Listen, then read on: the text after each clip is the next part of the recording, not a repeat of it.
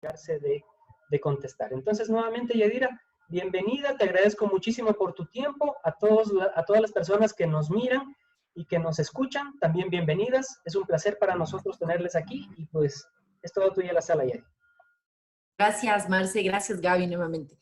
Bueno, ¿cómo manejar nuestra economía en tiempo de crisis? No es sencillo, definitivamente, tengo que ser muy honesta en eso. No hay una ciencia, no hay una materia, no hay un experto que nos pueda decir esto funciona de esta manera. Lo que sí podría compartirles es, como les comentaba al inicio, un poco las experiencias de lo que hemos podido conocer, un poco la retroalimentación de nuestros socios, incluso de nuestras propias experiencias como personas.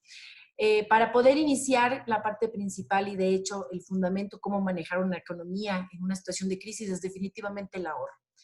¿Para qué sirve el ahorro y por qué ahorrar? ¿Cómo ahorrar? Es la pregunta que normalmente nos hacemos todo el tiempo. Siempre manifestamos qué difícil que es ahorrar. Yo no puedo ahorrar, mi sueldo es tan bajo que no puedo ahorrar. Sí, efectivamente. Yo quisiera comentarles, pues, primero que para que ustedes conozcan que normalmente el dinero que no gastamos es dinero ahorrado. Las personas, por lo general, siempre somos propensas a gastar más de lo que ganamos, a menos que decidamos ahorrar. Y eso tiene que generarse como una cultura dentro de nuestras familias, en nuestros entornos, tiene que haber esta cultura. Independientemente del valor que usted pueda ganar, siempre es importante generar esta cultura de gastar menos, ¿no? Porque ese dinero que no gastó se convierte en dinero ahorrado. Esto también le implica tener a usted como una visión de futuro, saber a dónde quiere llegar. El plantearse una meta de futuro le va a generar una motivación interna que usted va a poder decir, yo voy a ahorrar por esta razón, por tal razón, por mis hijos, de pronto tengo una visión académica en el exterior o tengo algún tema de pronto de salud que requiere un poco, aunque normalmente eso es un poco de emergencia, pero eso nos va a permitir reaccionar precisamente oportunamente cuando tengamos esta situación. El tema del ahorro no debe manejarse como con una angustia, necesito ahorrar, tengo que ahorrar, ¿cómo lo hago? No, debe manejarse con mucho cuidado, con mucha cautela, sí, con mucho interés. No lo podemos dejar tampoco de lado, ¿no? Pero tampoco es que usted tiene que angustiarse porque no puede ahorrar, porque a la final el empezar y saber cómo hacerlo ya es un buen inicio. Hay ahorros, por lo general hay ahorros y los ingresos que tenemos obviamente son mayores a los gastos. Si usted tiene esto, presenta un superávit en su dinero, pero si los gastos son mayores a sus ingresos, ya presenta un déficit. Eso funciona en cualquier parte, empresa, familiar, empresa, incluso todos, considero que todos somos unas empresas, todos somos propiedad de fin común a la final para poder generar ingresos, vamos a tener gastos, todas las empresas naturales, jurídicas, las familias, todas somos unas empresas que necesitamos generar ingresos por un tema de supervivencia, ¿no? De sostenibilidad, independientemente si somos naturales o jurídicas, como les manifestaba. El ahorro requiere también muchísima disciplina, requiere mucha paciencia. Es importante que usted aparte un poco de su dinero de forma regular. Si usted tiene un pago quincenal, semanal, mensual, es importante que se pueda plantear cuánto de ese dinero usted puede guardar, usted puede apartarlo de lo que normalmente gasta. Esto es ahorrar y es necesario gastar menos de lo que se gasta. Esa es la importancia de poder crear un presupuesto, lo que normalmente se llama en las empresas, pero no es más allá de una planificación financiera. Es poder generar cuánto tengo de ingresos, cuánto tengo de gastos. Eso le va a permitir a usted saber incluso cuánto puede disponer al ahorro. Pero lo que sí es importante, no más allá del nivel de ingresos que uno mantenga, es importante que la reducción de gastos siempre esté presente para que usted pueda ahorrar. Si usted va a reducir sus gastos, tenga la seguridad que esos gastos en los que usted no incurrió van a ser considerados como dinero no gastado, por lo tanto, dinero ahorrado. Entonces, no hablamos del monto que usted gane, no hablamos del monto de cuánto usted vaya a ahorrar. Lo que hablamos es que usted pueda reducir sus gastos para que de esa manera ese dinero no gastado pueda ser dinero ahorrado. Al ahorrar también es importante que usted considere que genera una reserva para el futuro. como les manifestaba, uno siempre debe tener un motivante. Para muchos las prioridades siempre serán diferentes, ¿no? Sus hijos, sus padres, temas académicos personales. La prioridad, eso no genera ni más ahorro ni menos ahorro. En lo absoluto. La motivación es personal y es de cada uno. Esto usted puede, por ejemplo, este fondo, esta reserva para el futuro, incluso puede pensarla para un pago inicial de una casa, de un departamento, pensar en un fondo para su jubilación, estar preparado para una emergencia médica, que es lo que les manifestaba al inicio. Pues hoy en día nos tocó vivir una emergencia, no necesariamente médica, perdón, pero sí es una emergencia a la final el tener restricciones. Al inicio de la charla conversaba con Marcelo y le manifestaba, hoy en día ya no sabemos qué actividad va a generar más ingresos y qué actividad va a generar menos ingresos, porque realmente es un tema incierto. La situación se volvió crítica para todos, entonces realmente este fondo pudo haber servido a estas personas que generaron esta cultura en esta emergencia. También le va a ayudar a mejorar su situación financiera. Por ejemplo, usted puede pagar sus deudas pendientes y esto puede mejorar su historial de crédito también. Evitarse este pago mensual de estos créditos, de estas cuentas mensuales, alivia mucho el valor, el tema de sus ingresos y le va a dejar más dinero libre para que pueda destinarlo a este fondo. También puede invertir en usted mismo, como le manifestaba, el motivante es indistinto para cada una de las personas. Puede ser a través de educación, capacitación, herramientas incluso para su mismo negocio, para su trabajo, que le den a usted mayor tranquilidad, incluso comodidad profesional. Es un motivante también. Y lo que les hablaba de guardar el dinero para su jubilación, ¿no? Que también es un tema importante. Hoy en día pensamos en el sueldo, analizamos qué va a pasar de aquí de pronto a diciembre, nos hemos proyectado, pero hemos pensado qué vamos a hacer de aquí cuando tengamos 60 años, de pronto cuando ya terminemos nuestra etapa laboral y bueno, ¿y qué vamos a hacer más adelante? De pronto es el momento de analizarlo y crear este fondo, ¿no? Hay algunos métodos de ahorro interesantes que normalmente las personas los conocemos, ¿no? Tenemos el ahorrar en instituciones formales o informales, sea en efectivo o en otras formas. Normalmente el ahorro, una de las formas, perdón, de ahorro que no involucra uso de dinero puede ser, por ejemplo, la compra de bienes, joyas, artículos de consumo de larga vida, por ejemplo, obras de arte, pueden convertirse en una forma de inversión rápida y esto puede convertirse también fácilmente en efectivo cuando usted lo requiera y conservan su valor. Entonces es una forma también de generar un ahorro, no necesariamente en efectivo. Por ejemplo, el tema de tierras, comprar tierras, propiedades, también es una forma de ahorrar. Usted puede invertir su dinero, conserva su dinero a largo plazo y de igual manera conservan su valor. También existe el ahorro informal que les manifestaba al inicio de la lámina, pero no me refiero a un ahorro informal de ilegal, no, me refiero al contrario a ahorro informal cuando usted decide guardar su dinero en su propia casa. Esto ha pasado y ha sido la forma de ahorrar más antigua a través de los tiempos y está bien, es una forma también de seguridad, ¿no? Con algunas inestabilidades que se han dado pues en los países y la gente también opta por ahorrar su dinero en casa. Esto usted puede generarlo y así se evita también costos de transacción, trámites en las instituciones, filas y todo lo que implica tener una cuenta en una institución financiera. Sin embargo, este tipo de ahorro tiene dos desventajas importantísimas. La primera es que usted va a tener siempre el dinero en la casa a la mano, o sea, la tentación va a estar viva y latente todo el tiempo. También puede tener un riesgo de robo, no hay un control que le permita pues ir registrando cómo va cuánto retiró, cuánto depositó, es una forma realmente informal. La más antigua sí, pero es una tentación inmensa mantener el dinero en casa.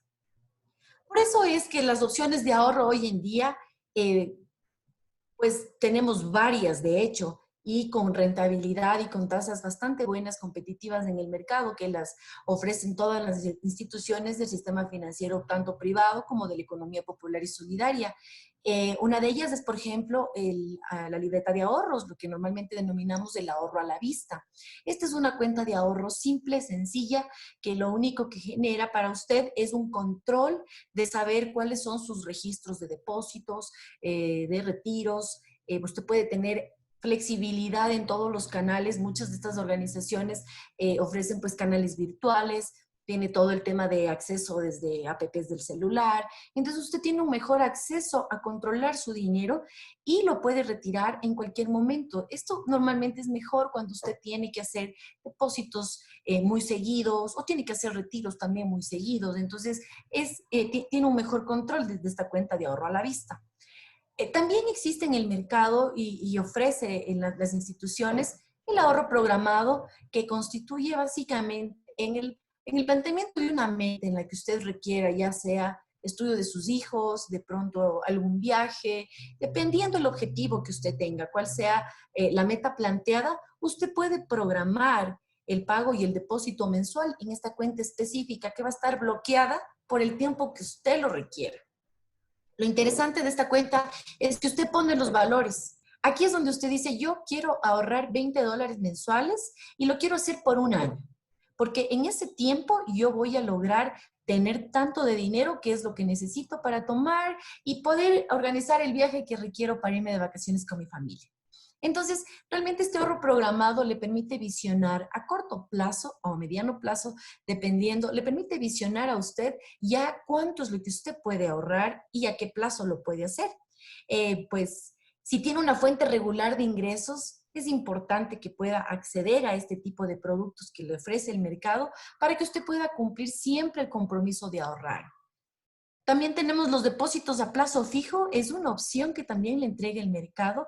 Esto es lo que normalmente llamamos son las inversiones, es un DPF. Esta es una inversión con una rentabilidad más alta, evidentemente porque hay un monto primero más alto y segundo, porque el plazo es justamente eso, fijo. Entonces, aquí no tenemos la posibilidad, como en el ahorro a la vista, de retirar todos los días, por ejemplo, o de poder por ejemplo, bloquearlo como el ahorro programado, yo decido a 6 meses. No, aquel plazo fijo tiene una fecha de vencimiento. Evidentemente puede ser de 30 días hasta en adelante, ¿no? Pero las tasas se pagan en mayor cantidad justamente en estos depósitos porque tienen una estabilidad del depósito más alta. Entonces la institución puede considerar, puede pagar una tasa más alta en este tipo de depósitos. No existe tanta volatilidad como en los ahorros que les mencionaba anteriormente. Entonces, es por eso que esta sería una tercera opción de ahorro en el caso de que usted pues cuente con más recursos, ¿no? Con más fondos. Existen algunas posibilidades y algunas formas de poder aumentar sus ahorros. Algunos consejos les voy a presentar a continuación. Hablo de consejos porque realmente, como les mencionaba, no hay una norma, no hay una ciencia, no hay escrito, no hay nada escrito que a mí me diga, esta es la fórmula para que usted pueda aumentar sus ahorros. Sería magnífico si podríamos tener esa fórmula, pero realmente no. Son consejos que creo yo en el transcurso del tiempo hemos podido analizar y se puede verificar que esto funciona para que aumenten sus ahorros. Primero, analice sus deudas. Es importante que usted sepa cuánto paga. Abra una cuenta de ahorros. Eso sí es importante porque usted necesita canalizar este dinero de alguna forma, de alguna manera oficial, formal. Ahorre cierta cantidad cada mes, es lo que les manifestaba. Es importante que usted cambie esta cultura interna de gastarme el 100% de los ingresos independientemente del valor que usted gane. Haga una lista de todas sus metas. Si usted tiene que pagar la colegiatura de sus hijos o tiene que pagar de pronto algún tema personal, alguna capacitación, algún tema de estudios, hágalo, plásmelo. Es importante que usted tenga esta motivación todo el tiempo en la preocupación del ahorro, ¿no? Organice la información también. Es importante, usted tiene que manifestarse digamos, transparentarse y saber exactamente qué es la meta, cuál es la meta. ¿Realmente requiere esa meta generar un ahorro o generar un gasto? Es importante. Analice sus gastos, analice sus ingresos. Cuando abra la cuenta, plantee un objetivo para qué necesita el ahorro y siempre mantenga un fondo para emergencias, que es lo que pues actualmente nos ha sucedido, ¿no? Cuando vaya a ahorrar, debe considerar lo siguiente.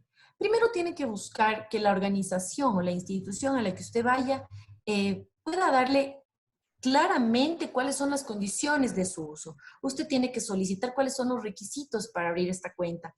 Hoy en día tenemos muchísima normativa que a todas las instituciones, las organizaciones, nos exige cumplir con varios requisitos, tanto como instituciones como socios. Y eso también le da una seguridad a usted para que sepa que su dinero va a estar en una institución solvente, en la que usted le va a responder por su dinero. Debe conocer si va a tener costos. Esta cuenta va a tener un costo de mantenimiento, cuáles son los costos por transaccionar desde el Internet o de pronto cuáles son los costos por operar desde el cajero automático, costos de transferencias interbancarias, dependiendo lo que usted necesite, ¿no? Necesita también saber si al aperturar esta cuenta de ahorros, ¿cuál es el acceso que usted va a tener? ¿Cuál es la facilidad?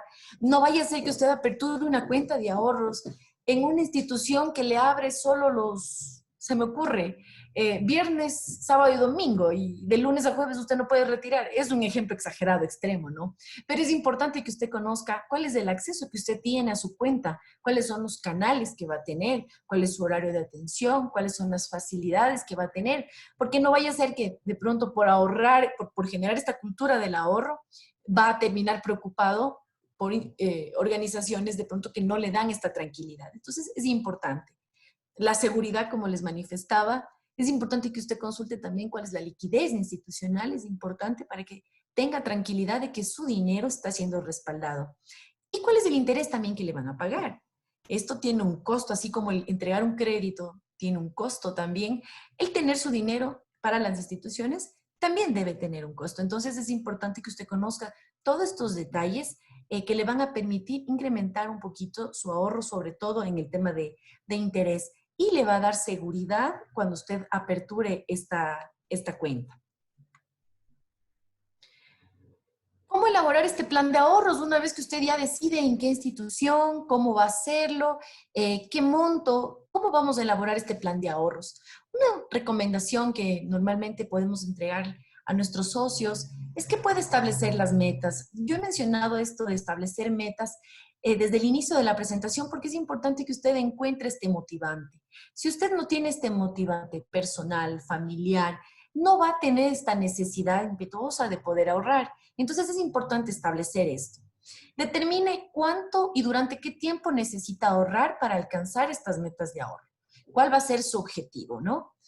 Determine también cuánto está ganando en este periodo de tiempo, la regularidad, si lo va a hacer mensual, si lo va a hacer quincenal, y cuáles van a ser las ganancias que va a tener en ese tiempo, que al final este fondo le pueda decir cuánto espera ahorrar, ¿no? Usted tiene que plantearse cuánto desea ahorrar al final de este periodo.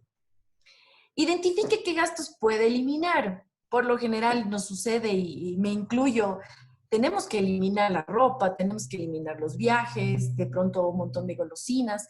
Hay una serie de gastos que los consideramos realmente como parte de nuestra rutina, pero no por hacerlo siempre significa que sea necesario.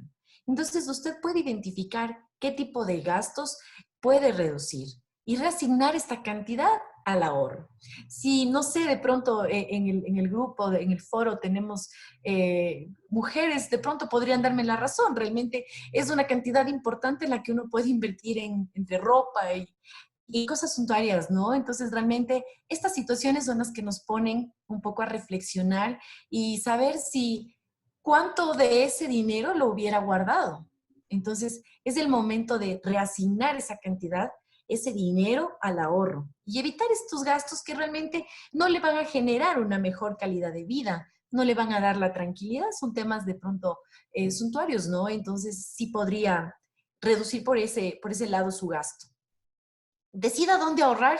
Es importante lo que le manifesté. Usted debe conocer en qué organización va a confiar para poder no solamente plasmar y poner su dinero, ojo, porque hay un tema que el ahorro va atado mucho al sueño de la persona, al ideal de la persona. Entonces, cuando usted decida dónde va a ahorrar, no solamente está decidiendo dónde va a confiar su dinero, sino también está confiando a quién estoy entregando el sueño de que mi hijo pueda llegar a la universidad, el sueño de que mi familia pueda llegar a sus vacaciones, el sueño de yo poder matricularme en mi carrera por la que he luchado tanto tiempo. Entonces, realmente el tema del ahorro se convierte en sueño. No pensemos únicamente que estamos confiando en nuestros recursos, que sí, al final es dinero, pero estamos confiando también nuestros sueños. Planifique cuándo y con qué frecuencia va a ahorrar. Por ejemplo, un detalle importante, usted podría guardar una cantidad determinada cuando reciba un pago extra. Por lo general, de pronto, si usted tiene el pago de algún proveedor que le canceló acumulado, usted podría generar un poco más de ahorro ahí. Por ejemplo, para quienes tenemos dependencia laboral, podría considerar el tema de sus décimos, de pronto pago de utilidades, las organizaciones que generen. Incluso, por ejemplo, las personas que reciben sus fondos de reserva, ¿por qué si se decidió hacer un pago mensualizado de ese fondo, de esos fondos de reserva, ¿por qué no generar el ahorro planificado por ese monto, por ese valor exacto? Entonces, oportunidades y opciones hay varias opciones. De pronto lo que buscamos es tener un poco más de ingreso mensualizado, pero el ahorro programado, planificado, le va a generar más tranquilidad a futuro.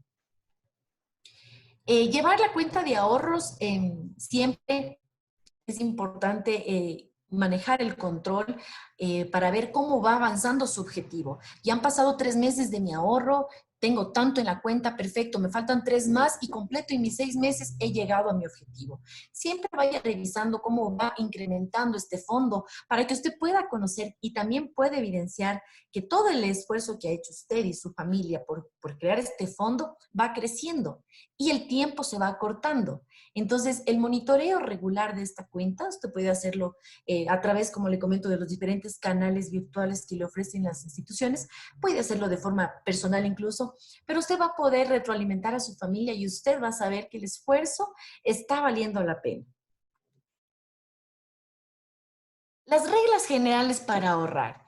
Esto tampoco es ciencia, tampoco está escrito en ninguna parte, pero sí es importante que usted lo pueda valorar, que usted lo pueda considerar, porque también funciona. Ahorre tanto como pueda y tan pronto como pueda.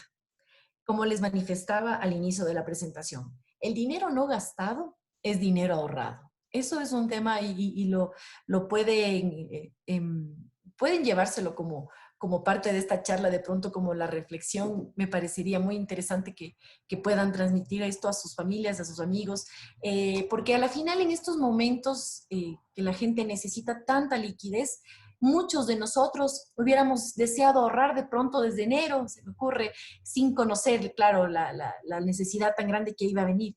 Pero mientras más ahorre, usted en mejor situación estará. Eso es importante. Ahorre según sus ingresos, como le manifestaba. No es necesario que usted tenga un sueldo muy alto para que usted pueda ahorrar. No. El tema de ahorro es un tema cultural que puede estar dado en ingresos altos como en ingresos bajos. Lo importante es generar esta cultura. Normalmente lo que puedo yo sugerir a mis socios cuando tenemos este tipo de negociaciones es que pueda ahorrar el 10% de sus ingresos. Incluso si tiene una compra o una inversión específica para la que está ahorrando, no importa. Trate de ahorrar el 10% de sus ingresos.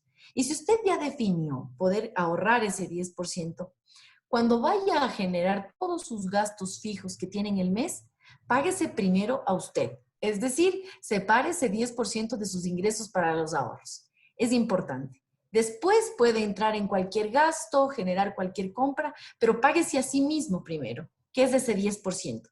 Si no puede separar ese 10%, está bien, empiece con menos, pero lo importante es empezar, ¿no? Poder iniciar por algo para que usted pueda, como manifestábamos anteriormente, ir monitoreando cómo va esa cuenta. No importa si es con poquito, no importa si es con mucho, lo importante es iniciar esta cultura.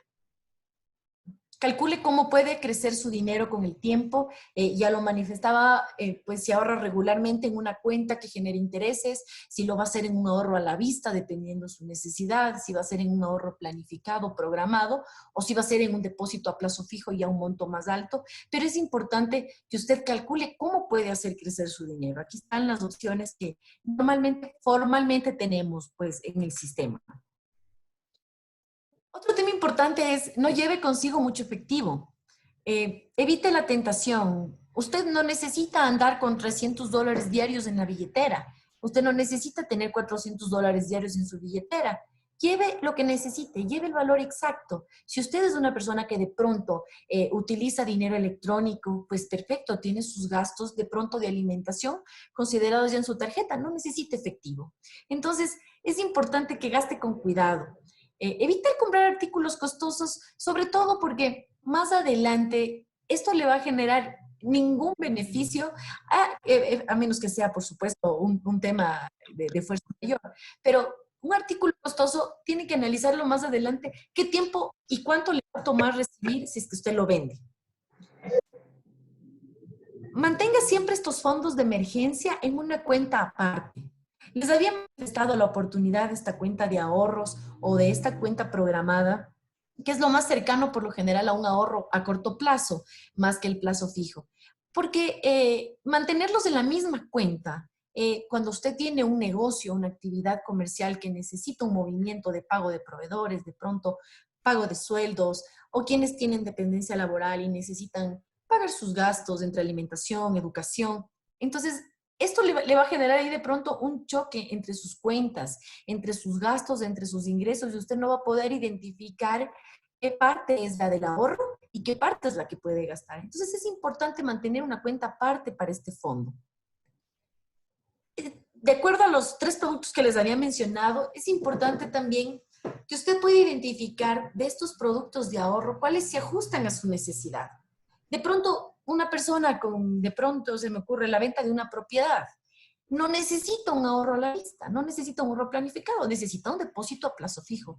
Pero una persona que ahorra y dice, yo voy a guardar $50 mensuales, eso es lo que necesito, necesito un ahorro programado. Entonces es importante que podamos identificar de estos productos de ahorro cuáles se ajustan realmente a nuestras necesidades.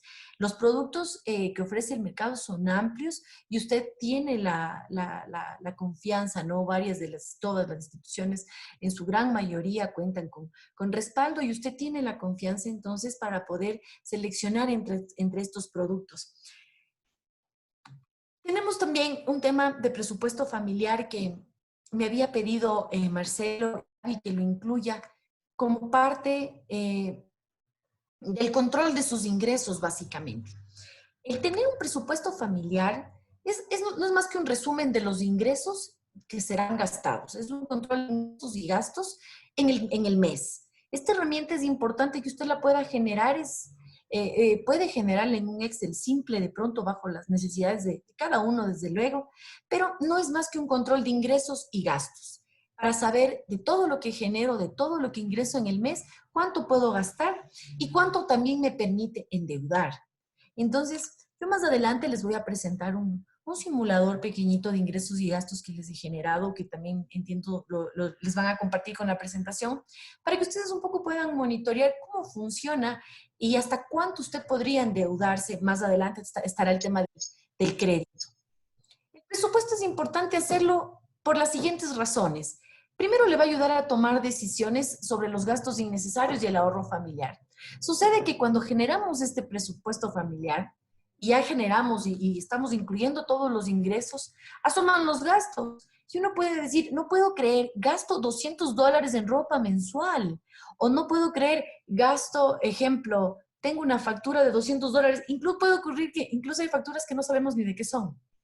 Entonces, precisamente transparentar las cifras, como la llamo yo, es lo que le va a permitir a usted identificar cuáles son los gastos innecesarios que tiene en su familia, en su hogar.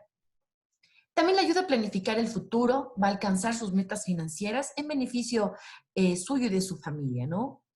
Llevar todas sus cuentas al día, podrá saber en qué gasta el dinero y también sabrá qué gasto va a ser importante y cuál de ellos los puede reducir o puede ser incluso eliminado. El presupuesto le va a permitir saber de dónde puede sacar dinero para tener un pequeño fondo. Y así, con la eliminación de los gastos, por ejemplo, o reducción de gastos que usted pueda hacer, cuando logre identificar en qué gasta el dinero, usted va a poder destinar eso a este pequeño fondo de emergencia, va a poder usted revisar de que va a tener la opción de poder ahorrar.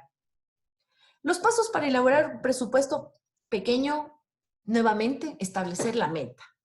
Creo que el tema de metas es muy conocido para todos quienes tienen sus empresas, sus negocios y para todos quienes tenemos dependencia laboral. Es importante conocer cuál es la meta porque definitivamente es lo que nos permite alcanzar, es lo que tenemos que alcanzar. Definir también cuáles son todos nuestros ingresos, transparentar cuáles son nuestros gastos. Y aquí es importante que usted pueda definir cuáles son de estos gastos obligatorios, necesarios y no necesarios. Es ahí donde usted va a poder decir de todos estos gastos no necesarios, una cantidad N la voy a mandar al ahorro, la voy a destinar al ahorro. Entonces es importante siempre identificar estos tres tipos de gastos. Vamos a establecer un equilibrio también entre los gastos y entre los ingresos. Hay cantidades desbordantes a veces que no conocemos, no llegamos a saber incluso, no llegamos a conocer cuánto realmente gastamos. Llegamos a tener tantas facturas, no sé si es el caso de muchas personas, que puede pasar que no sabemos de qué son esas facturas, pero es un gasto que estuvo ya considerado en nuestros ingresos. Decidir cuánto vamos a ahorrar y hacer todos los ajustes necesarios para lograr ahorrar. Aquí vamos a poder eliminar todos esos gastos no necesarios para poder generar el ahorro. Una vez que hemos identificado cómo ahorrar, la posibilidad que tenemos, cuáles son las oportunidades que nos ofrece el mercado y sobre todo conocer cuál es la confiabilidad que tenemos sobre nuestro dinero en las organizaciones y en el sistema en general. Hay un tema importante que quería mencionarles, que es el tema de la administración del crédito y la morosidad. Es importante llegar a este punto porque esto es lo que normalmente no nos permite ahorrar y esto es realmente un problema. Yo creo que todas, casi todas las personas hemos tenido en algún momento de nuestra vida algún acercamiento o alguna experiencia lo más cercana al crédito. No necesariamente que haya sido buena, haya sido mala, regular, no sabemos, pero todos en algún momento hemos accedido a un crédito. Esta circunstancia hace que pues, este concepto sea más fácil de comprenderlo, quizás no en el uso y manejo adecuado a niveles ya financieros, técnicos, comerciales, ¿no? Pero es importante, todos hemos tenido en algún momento una experiencia muy cercana al crédito. Y el crédito no es más que dinero que una persona puede usar temporalmente y después tiene que devolverlo. Eso es un crédito. Solicitar dinero que cualquier persona puede requerirlo, usarlo temporalmente y devolverlo, pero ya con un costo. Y este costo del dinero es la tasa de interés, ya sea banco, institución financiera, cooperativa de ahorro y crédito, independiente. Este dinero tiene un costo y eso hay que devolverlo con una tasa de interés, que es el costo de haberle prestado. Pero ¿qué sucede cuando esta persona no paga el crédito? Se genera el término financiero que se llama mora. Y una persona está en mora cuando no paga a tiempo su deuda. Simple. Cuando no paga a tiempo su deuda o cuando no paga completa las cuotas establecidas. Normalmente suele ocurrir que algunas personas dicen, pero yo estoy haciendo abonos. Puede pasar, ¿no? Yo estoy haciendo abonos, pero no completé la cuota. Pero yo hice un abono, yo hice un pago parcial. Eso genera mora, porque usted tiene que completar el valor de la cuota. Y es importante que usted como cliente, no solamente de ahorro, sino de crédito, conozca cuáles son los parámetros que usted debe cumplir para que no caiga en esta moratoria. Esto nos trae como consecuencia, primero, que la deuda se hace cada vez más difícil pagar. Mientras más días pasen, usted tiene más intereses, evidentemente. Aparte de ello, usted daña su historial crediticio, que es lo que se denomina el buró de crédito. Esto va a ser mucho más difícil que usted logre conseguir dinero cuando realmente tenga una necesidad, requiera cambiarse de vehículo o requiera capital de trabajo para su empresa, requiera financiar algún tipo de estudios. Si usted tiene estos inconvenientes, va a ser más difícil que pueda conseguir dinero. El crédito tiene una importancia y es realmente que Es una herramienta para lograr y alcanzar sus metas financieras, es un hecho. El crédito bien manejado realmente es una herramienta positiva. Usted tiene acceso efectivo en una emergencia. Muchos de las personas pues, que estaban esta tarde acá, estoy segura que deben recibir llamadas de las diferentes instituciones. Estimado Marcelo, tiene $10,000 aprobados en el banco tal. No sé qué día se acerca. Precisamente eso se genera cuando usted tiene este buen comportamiento y los bancos, las cooperativas, las instituciones financieras ya tienen una base creada en donde tienen a los mejores clientes. Y eso precisamente es lo que le genera este acceso efectivo, inmediato al dinero en una emergencia. Usted puede acceder a capacitación profesional en cualquier momento porque tiene la opción de financiamiento. Puede hacer compras grandes, usted puede financiarse su casa, su departamento, una propiedad de forma inmediata, precisamente por este buen historial. Y va a tener también una opción de mejora en su negocio todo el tiempo. Va a poder renovar sus operaciones, va a tener más cupo, va a tener una línea de pronto específica para su negocio por su buen historial. ¿Qué preguntas deberíamos hacernos antes de solicitar un crédito? Que también es importante. La opción de tener un crédito no necesariamente significa que lo necesitemos. Si nosotros somos un buen sujeto de crédito, una persona, un buen historial, con acceso inmediato, como las instituciones normalmente buscan a los buenos clientes, no significa que usted esté obligado a aceptarlo. Y es importante que usted conozca esto porque debe realizarse las siguientes preguntas. ¿Realmente usted necesita el crédito? ¿Usted realmente está seguro que necesita el crédito? ¿Cómo va a usar ese crédito si lo acepta? O, por ejemplo, ¿en qué le va a ayudar? ¿Cómo le va a ayudar a ganar más dinero o a generar más ahorro? ¿O acaso usted va a recibir ese dinero con una tasa menor a la que le van a pagar por generar un depósito a plazo fijo? ¿Cuánto realmente le va a costar ese crédito? Y si los ingresos que usted tiene le van a permitir pagarlo. ¿Cómo va a ser para pagar?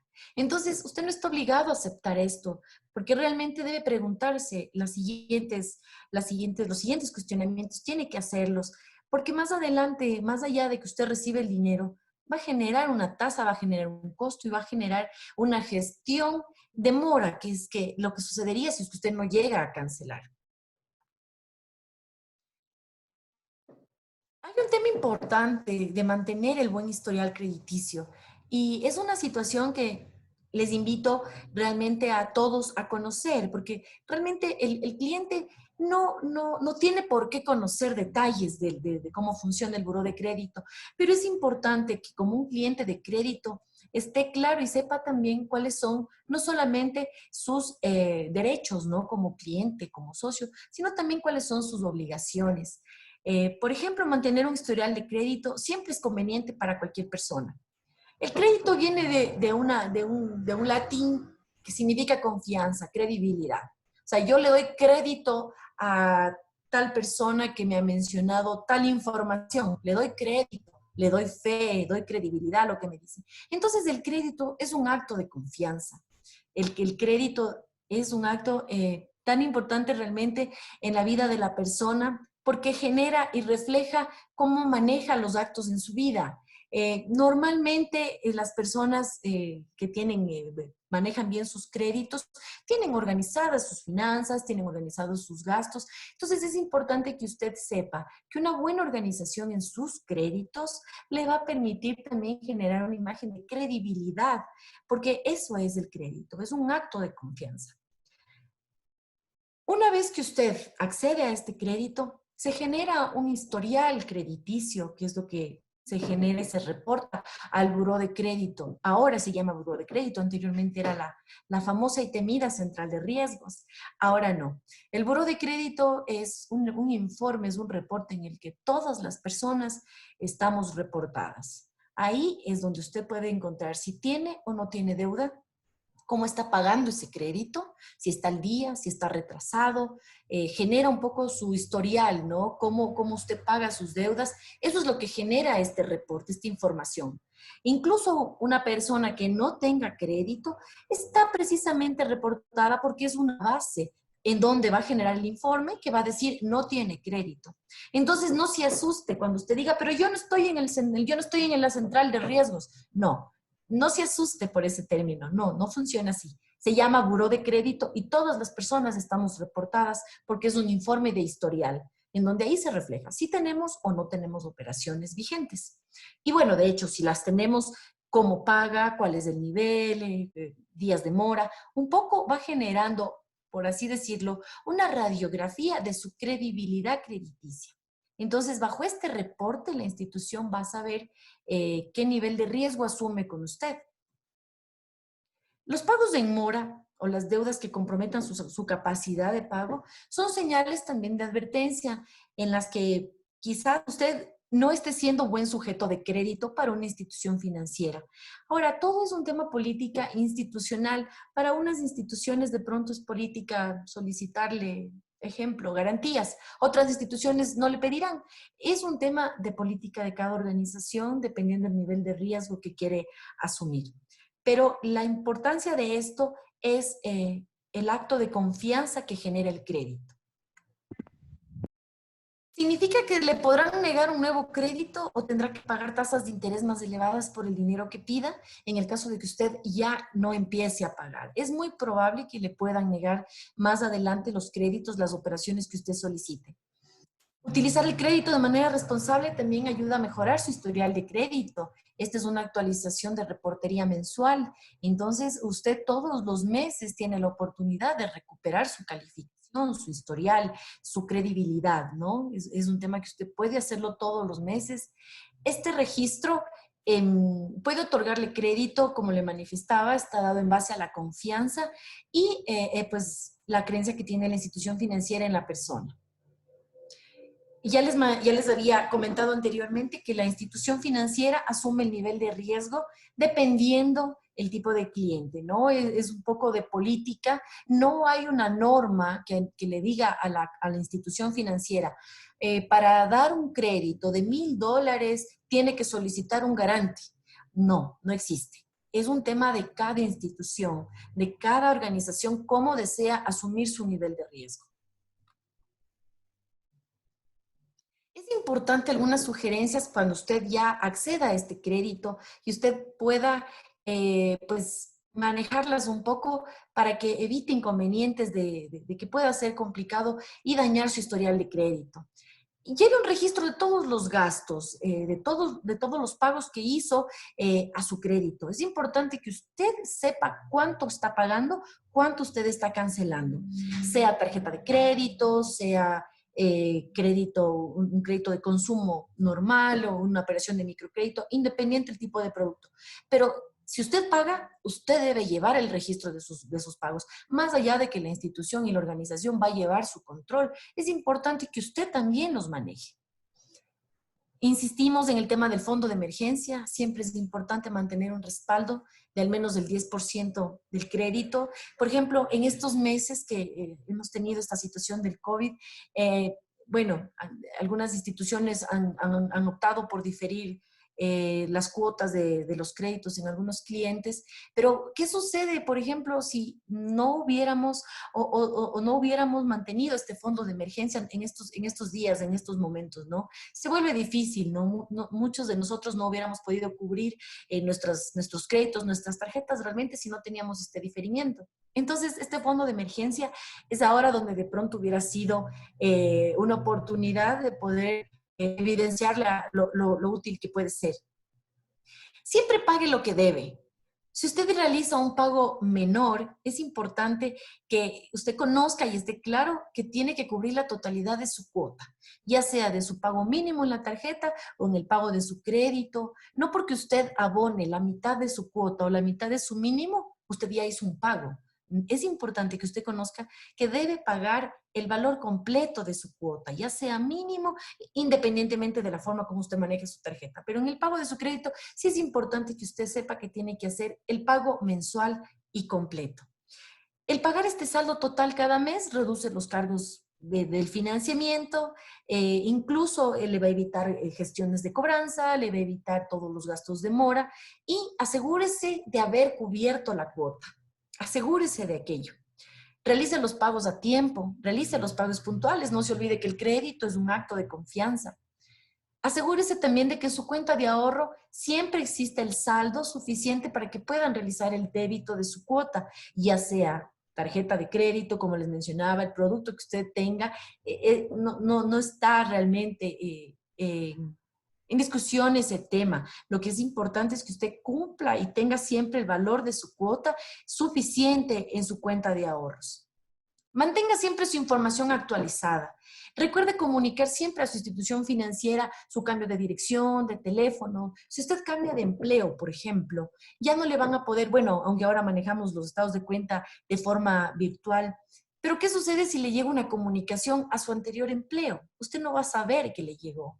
Usted no va a conocer que le llegó un estado de cuenta. O si de pronto usted se cambió de domicilio y le hicieron una notificación, usted no va a conocer realmente que llegaron y quisieron contactarse con usted. Si usted cambia su teléfono celular, por ejemplo, la persona, el banco, su asesor, su oficial, no va a poder contactarse con usted.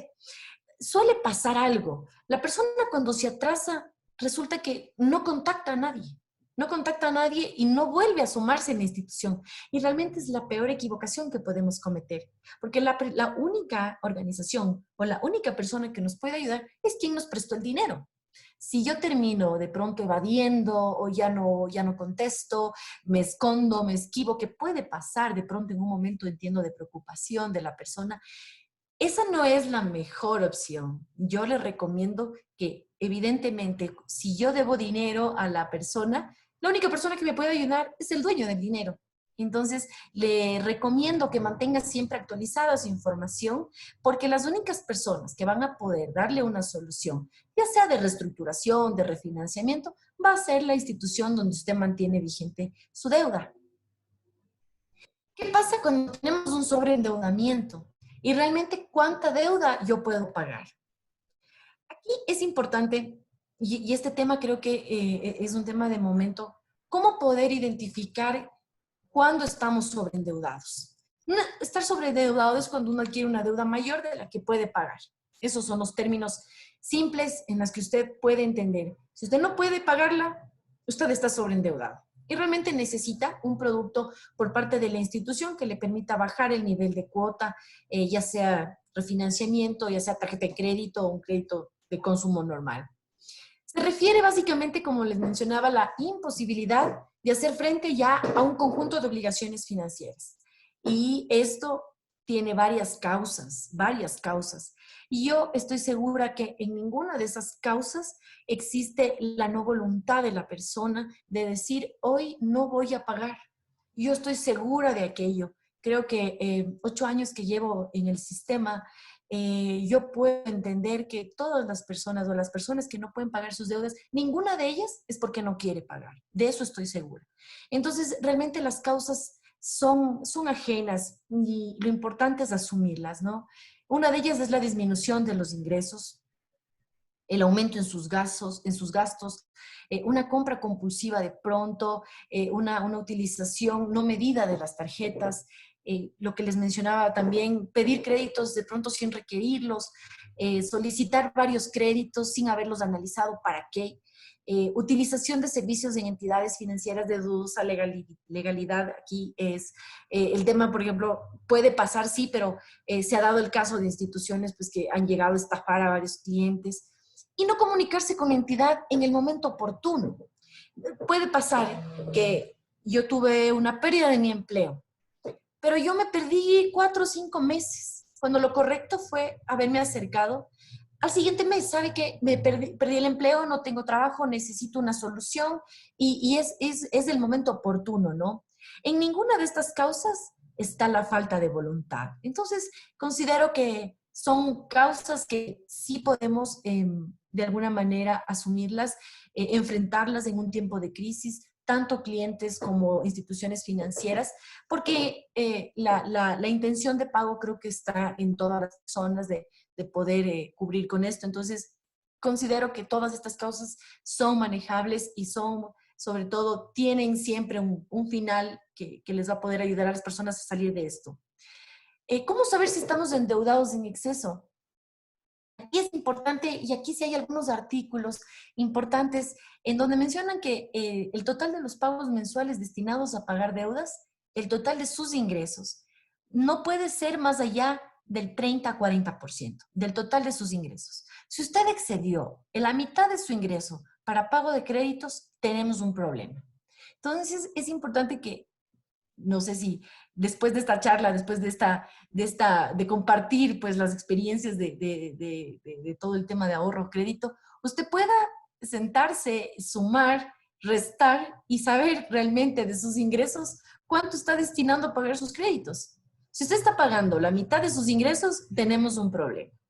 Usted no puede exceder más allá del 30-40% de sus ingresos, porque usted necesita no solamente pagar deudas, usted necesita alimentarse, usted necesita gastos de educación, usted necesita movilizarse. Entonces, usted tiene una serie de gastos fijos que no puede evadir. Usted puede dejar de pagar la tarjeta de crédito, pero no puede dejar de comer. Entonces, es importante que usted pueda identificar cuánto realmente está gastando ya, está destinando de su ingreso a pagar sus obligaciones. Como les mencionaba, los síntomas de un problema, no saber cuánto dinero debe. Cuando usted no sabe exactamente cuánto debe, tenemos un problema. Cuando ya de sus ingresos realmente no le quede ni el 10% para ahorrar. Cuando ya usted no puede ahorrar el 10%, tenemos otro problema. También es un tema importante acá, es cuando usted ya tiene como hábito pagar la cuota mínima de su tarjeta de crédito. Usted está haciendo pagos muy poquitos, muy mínimos al capital. Entonces es importante que sus consumos o sus pagos sean totales, para que usted siempre, todo el tiempo, abone los valores al capital, los valores totales. Si usted paga el mínimo, realmente es un valor pequeñito el que va al capital. Cuando ha pedido un préstamo para pagar otro, eso ya es un problema. Cuando no tiene un fondo de emergencia, por ejemplo, para imprevistos, cuando si usted ya no pudo pagar por la pérdida de su empleo, pero tampoco tenía un fondo, también es un problema. Cuando ya ha recibido notificaciones por retrasos del banco, de la institución financiera, cuando usa créditos para comprar cosas que alguna vez ya compré en efectivo, pero ahora necesita un crédito. Eso también ya es un problema. Utilizar el ahorro, por ejemplo, también es un problema porque no está destinado a pago de créditos, sino a cumplir sueños. Evidentemente el sueño de todos es no tener préstamos, ¿no? Por supuesto, pero realmente es un problema.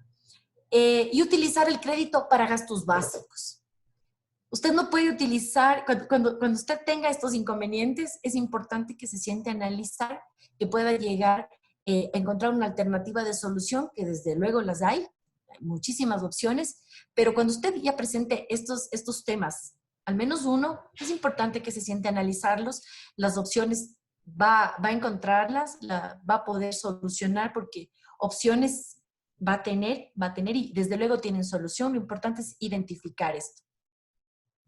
Y bueno, yo para ya ir terminando un poco, cuáles son las razones para mantener sus deudas bajo control. Primero, es importante que usted siempre vaya controlando su deuda. Cuando usted vaya controlando su deuda, usted tiene el control de sus finanzas.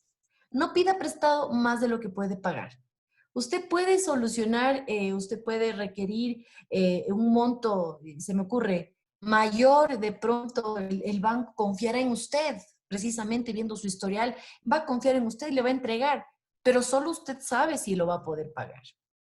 Ahorre dinero regularmente para emergencias, de modo que no tenga que pedir prestado a nadie. Es importante siempre generar este fondo del que hemos conversado.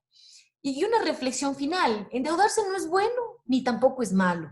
Lo importante es que usted sepa en qué va a usar el dinero. Como yo les manifestaba cuando iniciamos el tema del crédito. El crédito es una herramienta que llega a cumplir todas sus expectativas financieras, por supuesto. Soy una fiel creyente del financiamiento, creo muchísimo en el financiamiento, desde luego. No es bueno ni es malo, pero realmente es importante que usted sepa en qué va a usarlo, porque usted va a pagar un costo por ese dinero. ¿Cuánto cuesta ese financiamiento? ¿Cómo lo va a pagar? El problema de contraer una deuda es no pagar. El problema no es tener créditos, como normalmente también cuento y converso con mis socios. El problema no es tener crédito. Usted puede tener N créditos. El problema es no pagarlos. Y eso sí va a generarle un inconveniente, no solamente en el buró, sino por su tranquilidad, por la suya, por la de su familia, siempre esa preocupación. Entonces, el problema es no pagarlo. Esto no nos va a generar no solamente un costo, sino va a dañar nuestro historial de crédito.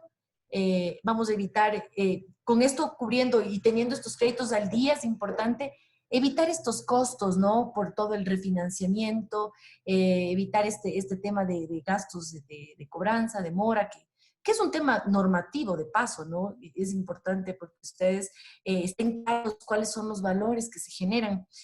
Mantener el presupuesto siempre equilibrado, siempre controlar el tema de sus ingresos y sus gastos y tener un buen historial de crédito, porque si bien es cierto, lo importante es no necesitar crédito, claro que sí, pero cuando llegue va a darse el momento y lo importante es estar preparados y tener un buen historial de crédito. Quisiera únicamente, para concluir, presentarles la, la matriz que les había ofrecido. La matriz que les había ofrecido en donde podríamos realizar un costo, no sé, Marce, ¿me confirma si está bien ahí el tamaño? Por mi parte sí, Yadi, pero Entiendo. entiendo que tal vez las personas que están utilizando un teléfono celular es muy posible que no lo vean muy bien, entonces si es que Entiendo. puedes agrandarlo un poco más sería muy bueno. Y sí, lo que quisiera más bien es no perder el concepto del formato. ¿Ya? Ya, ¿Ok? básicamente para que, yo entiendo que estos los vamos a poder compartir, pero lo que Correcto, quisiera es así un es. poco el formato. Es importante que usted, este es el famoso presupuesto familiar, un simulador de ingresos y gastos, donde usted va a poder identificar realmente cuánto está gastando. Aquí tiene todos sus ingresos, aquí tiene todos sus gastos, aquí va a tener el total de sus ingresos, el total de...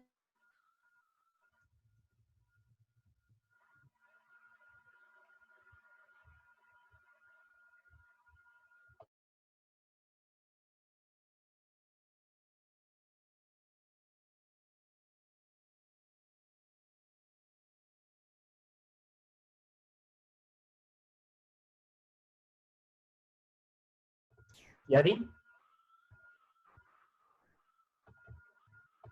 Creo. Realmente yo tengo un ingreso líquido cubriendo esto de $800. Ah, perdón, me falta transporte. Me falta transporte. Supongamos que pagamos $50 en transporte. Y ojo que si te pagamos arriendo, supongamos que pagamos arriendo, pagamos unos $300, que es el valor estimado. Nosotros tenemos un ingreso líquido de $450.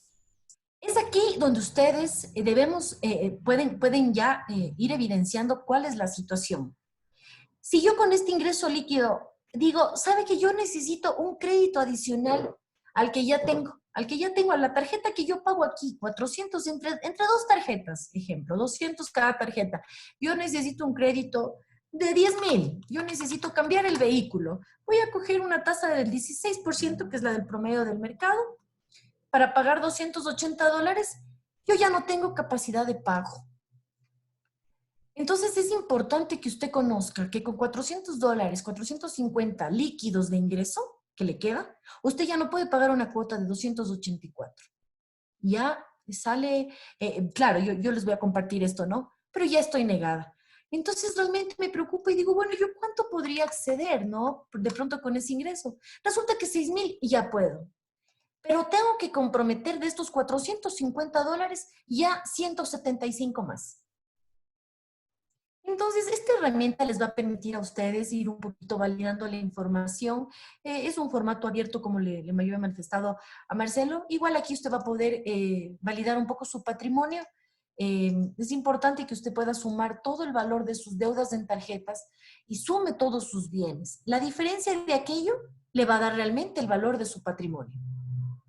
Cuando este valor de los activos ya no nos alcance a cubrir el valor de las deudas, tenemos un problema.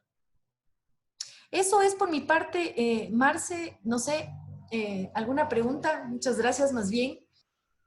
Sí, sí, Yadira, muchísimas gracias por tu exposición. De verdad estuvo bastante interesante. De verdad que personalmente me despejaste algunas dudas que tenía. Y claro, tenemos algunas preguntas de las personas que nos están escuchando que te voy a ir haciendo las preguntas de acuerdo a cómo aparecieron para que tú, por favor, nos ayudes contestando. La primera pregunta por parte de Eduardo. Eduardo nos dice, ¿cómo priorizar los gastos para poder ahorrar? Bueno, Sí, priorizar los gastos realmente es un tema, pienso yo ya, pues que tenemos que analizarlo con cada una de las familias, ¿no? Primero debemos identificar cuáles son los gastos necesarios, cuáles son los gastos fijos. Vamos a tener gastos obligatorios, gastos necesarios y gastos no necesarios. Entonces, deberíamos identificar cuáles son los gastos obligatorios que tenemos como alimentación, por ejemplo, educación, movilización, los gastos con los que sabríamos que no podríamos vivir. Identificar eso, identificando cuáles son los gastos obligatorios, necesarios y cuáles son los no necesarios. Creo que correcto, correcto, deberíamos correcto. priorizar los gastos. Tú justo nos hablabas hace rato sobre los gastos innecesarios y aparte suntuosos en ocasiones. Entonces, creo yo Sí, efectivamente. que está muy bien. Listo. Vamos con la siguiente pregunta. Ale nos dice, si no alcanza el ingreso, ¿cómo ahorrar? He escuchado que no importa el nivel de ingreso, pero creo que sí, que si se gana el mínimo o menos, no se podría ahorrar. ¿Qué opinas tú al respecto, Jenny?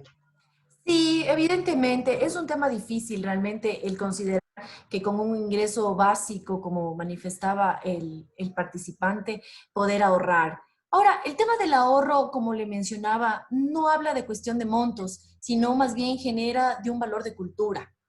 Eh, no importa cuánto podamos ahorrar, lo importante es generar esta cultura. Yo lo que le sugeriría, le podría de pronto sugerir al participante es que pues puede identificar evidentemente, si no tenemos, si nuestros gastos son más altos que los ingresos, evidentemente no podemos ahorrar. No hay nada que hacer. Ahí tendríamos el déficit que hablábamos al inicio de la presentación y no podríamos ahorrar. Efectivamente, eso es una realidad que también es importante identificarla para poder corregirla. Correcto, creo yo que es muy acertado el criterio que tú nos indicas al, al ponerle al ahorro como un acto cultural, ¿sí? Eh, realmente no tenemos una cultura del ahorro, las familias no lo tenemos y generalmente cuando nos vemos en apuros es cuando nos damos cuenta debía haber ahorrado, ¿sí? Y como tú lo decías hace un rato, creo yo que no necesariamente tiene que ver con el nivel de ingresos, sino que pese a cuál sea nuestro nivel de ingresos, deberíamos, ¿sí? En la medida de lo posible, tratar de ahorrar cierto valor. O sea, esto, Sí, Marce, es un tema, y es un tema, créeme, cultural, de que uno puede identificar, y creo que nos pasa a todos, gastamos lo que ganamos. así Eso es, es real. Entonces, realmente, generar una cultura de ahorro así va a ser difícil. así es. Listo, vamos con la pregunta de Paola. Paola nos dice, ¿qué hacer si ya tengo deudas vencidas en tarjetas de crédito y la generación de intereses se vuelve un círculo vicioso? Ah, sí, bastante difícil. Bueno, yo lo que le podría recomendar a la participante es, primero, tiene que haber un acercamiento. Como les mencionaba, de pronto el no acercarse, el no concurrir a la institución, es otro problema. O sea, si ya tenemos un problema con la deuda vencida, el no acercarse, el no dar ninguna comunicación, también genera otro problema. Entonces, lo que primero le recomendaría es que se pueda acercar para que pueda solicitar un producto de refinanciamiento o reestructuración en donde las instituciones financieras están obligadas a hacerlo. Están obligadas. Hay una parte en la normativa que obliga a las organizaciones, a las instituciones a poder generar estos productos con la finalidad, primero, de bajar la cuota estimada, de darle la oportunidad a la persona de hacer un plan de pagos, por así decirlo, a esta deuda ya vencida, independientemente de la instancia en la que esté, la oportunidad de refinanciamiento existe. Entonces, recomendaría que pueda solicitar esto, un refinanciamiento, un plan de pagos, que la persona proponga cuotas de cuánto puede cancelar, de cuánto puede pagar. Es importante porque la oportunidad, de hecho, existe, también el desconocer no nos permite exigir, ¿no? Lo que podríamos como clientes solicitar a las instituciones, ¿no? Perfecto. Y Podría qué recomendarle, importante, Marce. sí, y qué importante fue tu sugerencia al indicar que se debe pagar la totalidad de las cuotas. Generalmente cuando uno recibe el estado de cuenta de las tarjetas de crédito, ahí le ponen 3 saldos, ¿no es cierto? El valor total a pagar, el valor mínimo a pagar y el valor sugerido. Entonces, claro, la gente, un poco por su desconocimiento, dice, ah, me están dando la oportunidad de pagar estos dos valores que son menores, ¿no es cierto? Entonces, la gente aprovecha, entre comillas, esa facilidad que se le está dando, pero en realidad lo que está haciendo es pagar menos de lo que debe pagar y se genera estos valores de intereses sobre el monto que no paga. Exacto. Y viene el famoso círculo vicioso que comentaba Correcto, que nos en parte dice, anterior, por en favor. donde no sales y no sales, porque ese es el negocio, en este caso, digamos, de las tarjetas de crédito. Así es. Lo importante es que también hay un tema, Marce. ¿Qué sucede cuando tienes un pago mínimo tan alto? ¿Ya? Entonces, ¿cómo le exiges a la persona? Ejemplo, se me ocurre por poder pues, ser un poco más práctica. Si yo tengo una deuda de 5,000 en la tarjeta, pero el pago mínimo es de $500, ¿cómo logras cubrir un total? Entonces también hay una cultura de corresponsabilidad, no solo de la institución financiera, sino también del usuario de la tarjeta. Así es. Correcto. Entonces, ahí es indispensable un producto de consolidación, de unificación de deudas, que el mercado lo ofrece también para que pueda cerrar la totalidad y generar un solo crédito con una sola cuota. Listo. Vamos con la siguiente pregunta. De igual manera, Eduardo nos dice, ¿qué personas tienen mayor necesidad de ahorrar? Bueno, la necesidad... Gracias, Eduardo. Bueno, la necesidad de ahorrar... la necesidad de ahorrar realmente no tiene tipos de personas o quién tiene mayor o menor necesidad. Realmente el ahorro es un tema cultural y tenerlo y la necesidad de hacerlo debe generar en una visión de futuro, en una visión de metas. Creo que todos tenemos una visión de futuro, todos tenemos una meta a la que llegar, a la que alcanzar. Entonces no creo, no se podría decir que hay una mayor o menor necesidad de tal o cual persona. No, es un tema que va atado, creo yo, a tus metas, a tus sueños y debe ser cultural, es cultural. Todas las personas deberíamos ahorrar precisamente para generar estos fondos de emergencia, pero no por la necesidad o que tenga tal o cual persona. O sea, no puede considerarse, no sé si por ahí va la pregunta de nuestro participante, no puede considerarse que tiene más necesidad de ahorrar el que menos gana. Es un concepto equivocado. Es un concepto equivocado. O que tiene menos necesidad de ahorrar el que más gana. No, ese no es el concepto de ahorro. Perfecto, perfecto. Vamos con la siguiente pregunta de Ale. Nuevamente nos pregunta, si el riesgo de no pagar un crédito es tan alto, ¿no sería posible que la entidad financiera te reduzca la tasa de interés inicial para que recuperen, aunque sea el capital con un interés menor? No sé si está clara la pregunta. Por favor, sí, me quedé, si el riesgo de no recuperar es tan alto. Repito, dice, si el riesgo de no poder pagar un crédito es tan alto, ¿sí? ¿No sería posible que la entidad financiera te reduzca la tasa de interés inicial para que aunque sea recuperen el capital con menor interés? Ya, gracias, qué interesante. Ahí hay un tema, por ejemplo, un concepto que las personas cuando asumimos o hacemos un crédito, tenemos este concepto. La institución financiera no le entrega el crédito para que no pague. Al contrario, la institución financiera le otorga el crédito para que lo pague puntual y en cuotas mensuales de acuerdo a lo pactado por el socio o por el cliente. Ese es el negocio de la intermediación. El negocio de la institución financiera no es que la persona deje de pagar el crédito. Y si el riesgo es tan alto, ¿no es cierto?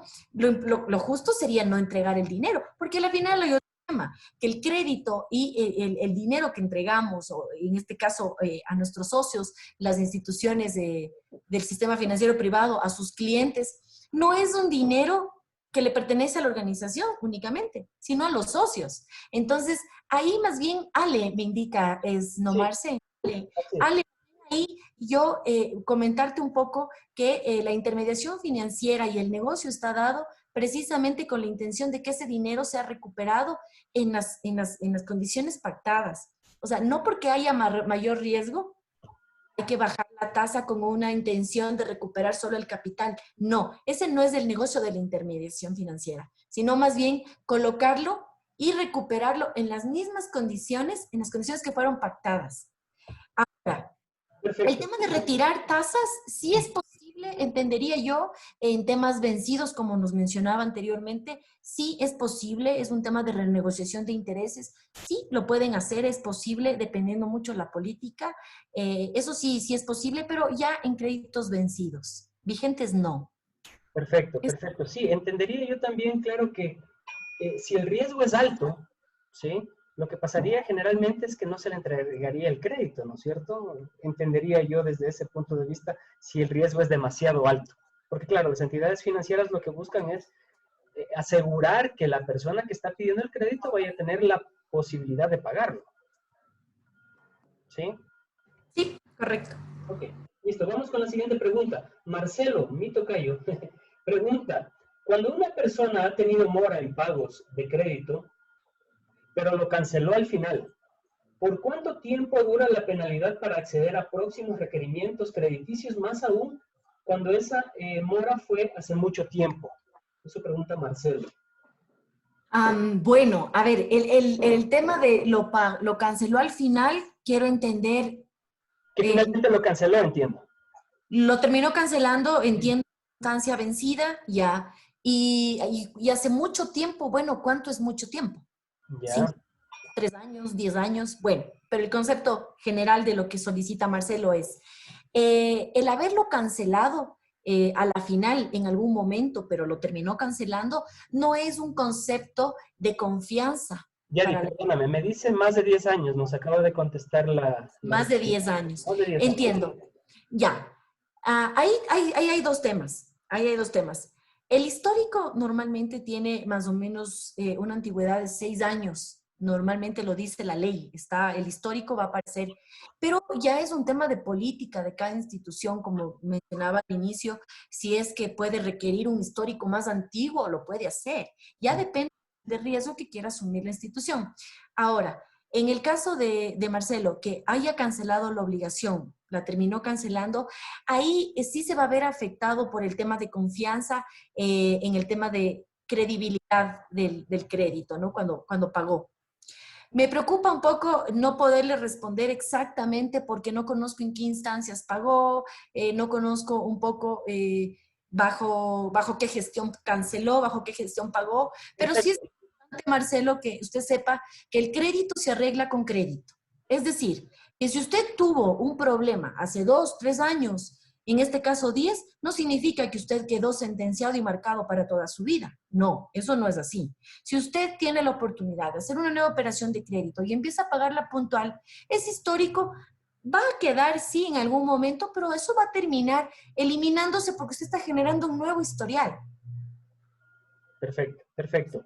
Eh, Sería interesante, bueno, a ver, a las personas que están interesadas en recibir tanto la presentación PowerPoint, el archivo de Excel que nos mostró Yadira y alguna otra información, yo les pediría que por favor nos envíen un correo electrónico a info@bastidasarquitectos.com para dentro de esa información ustedes puedan encontrar los números telefónicos de Yadira, el correo electrónico, y si tienen alguna duda adicional, como quizás Marcelo la pueda tener, Yadira pueda ayudarles de manera personal, ¿sí? Vamos a continuar entonces con las preguntas. Sí, claro. A ver, en un caso, Gaby pregunta, en un caso de fuerza mayor, ¿qué posibilidad hay de que se pueda llegar a un acuerdo con la entidad financiera con la que tengo un crédito y qué tipo de negociaciones se podrían dar? Todo tipo de posibilidad. Gaby, al contrario, más bien es importante que usted como clienta de la institución, usted conozca que puede acceder a productos de refinanciamiento, reestructuración o innovación, dependiendo su caso, dependiendo su necesidad.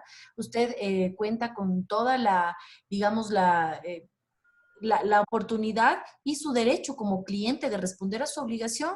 En otras condiciones, sí, la institución puede darle la opción de estos productos.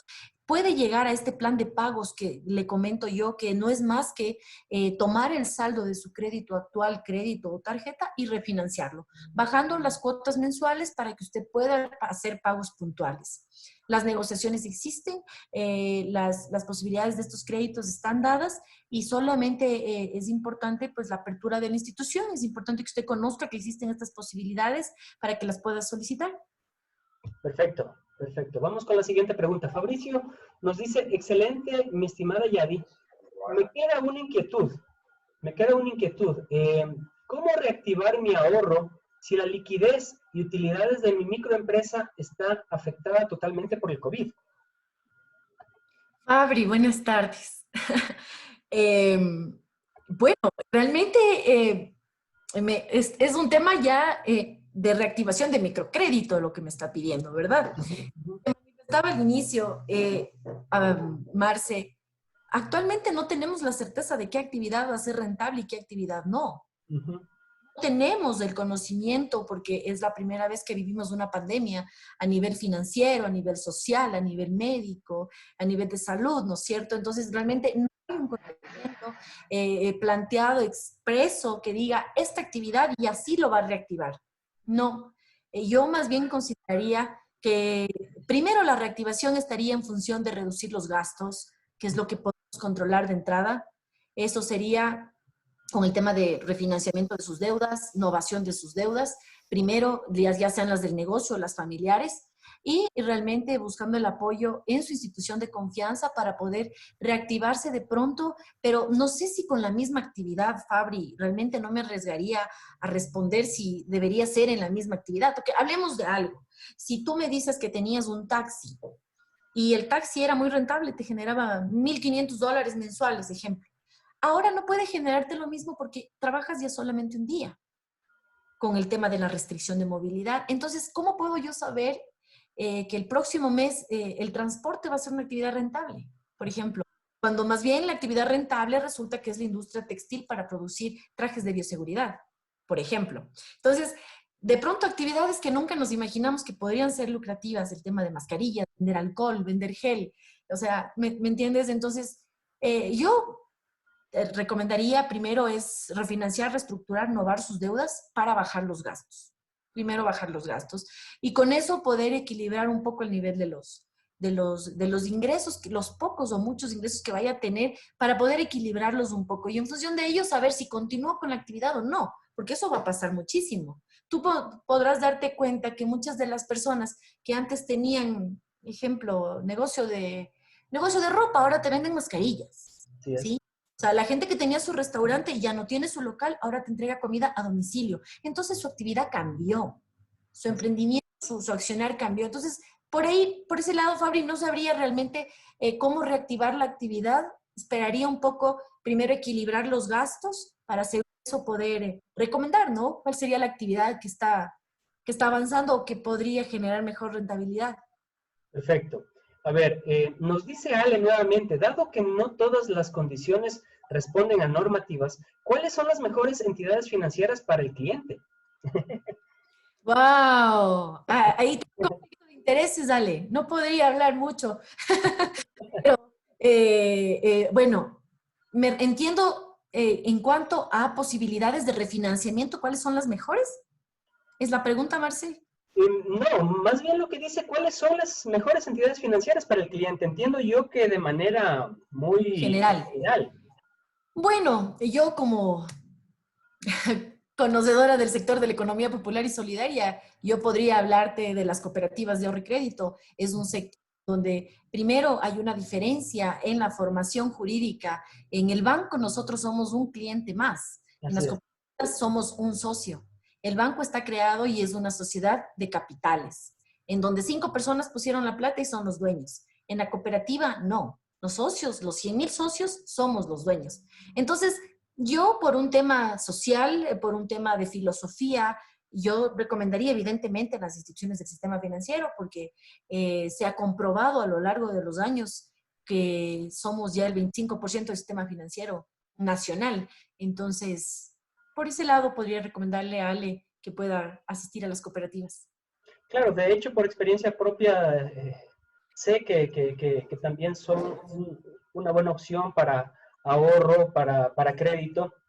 Y de hecho hay muchas cooperativas que son mucho más grandes que algunos de los bancos pequeños. Entonces, no estamos hablando Sí, de algo menor. Tal vez el concepto de cooperativa aún no está muy bien entendido y tal vez creemos que por ser una cooperativa es algo chiquito, que tal vez es algo de riesgo, que tal vez es algo que no voy a tener muy seguro mi dinero. Entonces, es algo que tú como conocedora de esta sí, área, sabes que precisamente justo eso te iba a manifestar. Y es un tema, yo entendería que falta de promoción, falta de publicidad, no por pensar que las cooperativas son cooperativas, pensamos que es chiquito o es no, en lo absoluto. Si nosotros analizamos de pronto, por ejemplo, la normativa que rige a los bancos, es la misma que rige a las cooperativas, así es.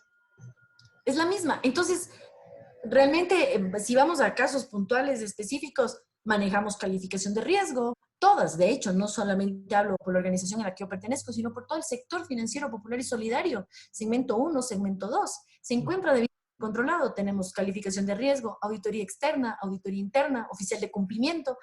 Entonces, realmente la normativa es Es la eh, misma. exacto, exacto. Entonces, sí, Perfecto.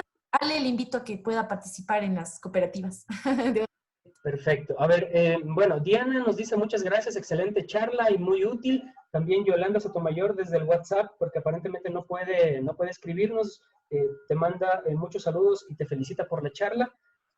Esteban también nos pregunta, si el fondo de ahorro es para una emergencia y ocupo solo en estos casos para viajes, ¿deberíamos realizar otro fondo y evitar el endeudamiento lo menos posible en el viaje? Esteban, gracias. El tema de poder hacer el viaje y poder generar este fondo para eso es correcto.